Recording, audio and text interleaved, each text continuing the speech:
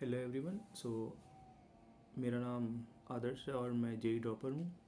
और ये वीडियो मैं रिकॉर्ड क्यों कर रहा हूँ मुझे खुद नहीं पता, बस ऐसे ही कर रहा हूँ। खैर, तो कल जेई मेंस की रिस्पॉन्स शीट आई थी। रिस्पॉन्स शीट मैंने चेक करी, मतलब मैथोंगो में डाल दी थी। तो मेरे मार्क्स आ रहे हैं, कितने आ रहे हैं?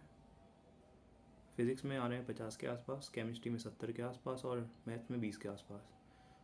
टोटल होता है जो भी होता भाड़ में जाए, मुझे कोई मतलब नहीं है उससे।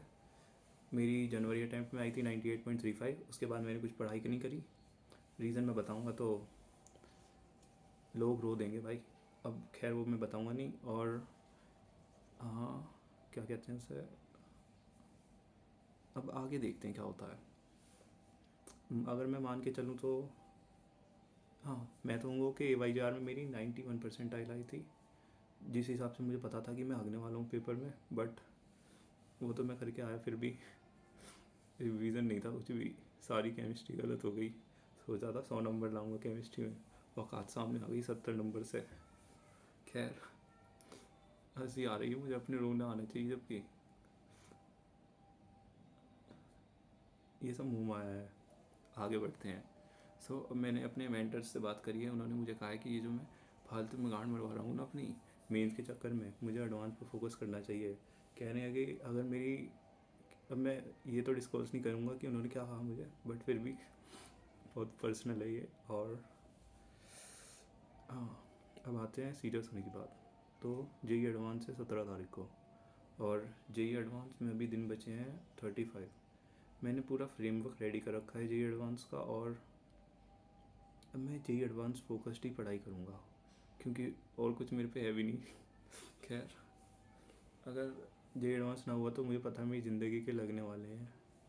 और अगर मैं देखूँ तो जेई एडवांस में बहुत ही प्यार आता है मुझे, क्योंकि जेई एडवांस में टाइम बहुत होता है और करने भी कितने, 180 का पेपर होता है। 100 नंबर आ जाएँ एक पेपर में, एक पेपर में आ जाएँ 150 नंबर, बहुत है 250 नंबर आ जाएंगे तो कितनी आ जाएगा ऑल इंडिया रैंक।